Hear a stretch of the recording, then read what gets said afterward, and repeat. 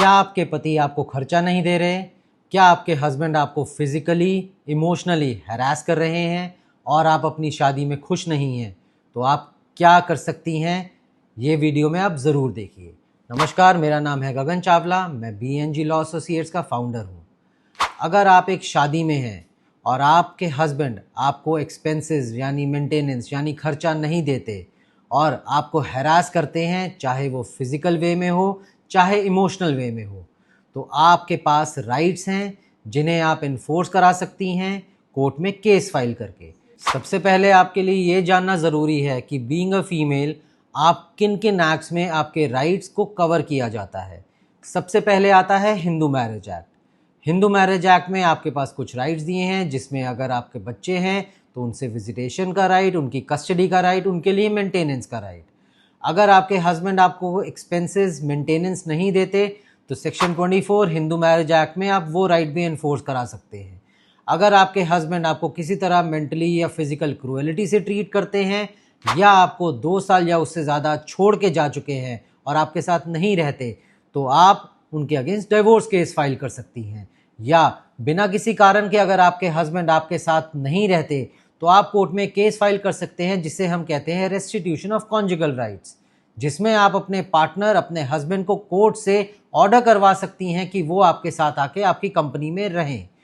दूसरा एक्ट आता है जो कि आजकल बहुत इंपॉर्टेंट है, protection of women from domestic violence act. इसके अंदर सिर्फ मैरिज ही नहीं, लिव इन रिलेशनशिप भी कवर्ड है।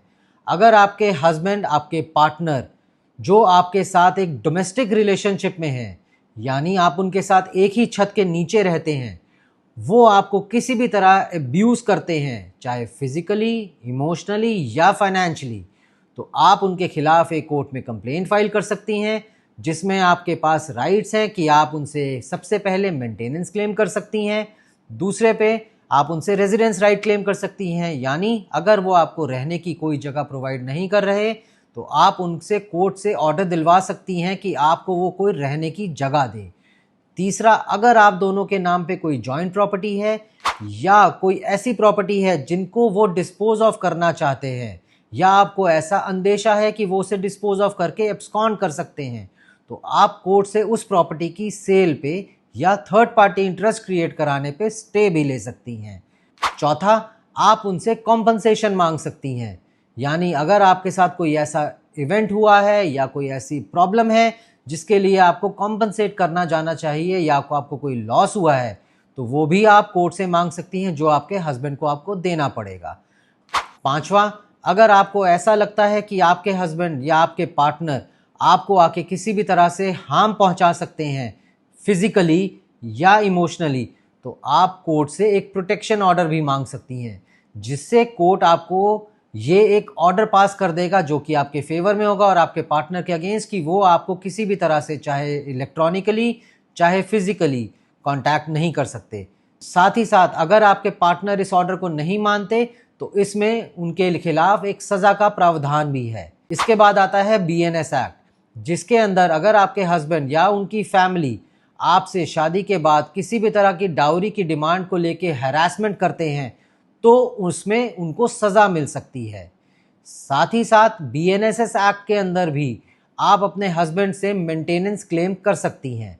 याद रखिए, इनके अलावा एक डाउरी प्रोहिबिशन एक्ट भी है, जिसके सेक्शन 3 और 4 के अंदर दहेज देना और लेना दोनों ही अपराध हैं, यानी शादी से पहले भी आपके पार्टनर अगर आपसे दहेज की डिमांड रखते हैं तब भी वो एक ऑफेंस है, जिसे डाउरी प्रोहिबिशन एक्ट में प्रोसिक्यूट किया जा सकता है। इन सब चीज़ों के लिए आप अपने लीगल एडवाइज़र से ज़रूर कंसल्ट कीजिए, जो कि आपकी हेल्प करेंगे केस फाइल करने में, कंटेस्ट करने में और आपको फ्यूचर में जिताने में।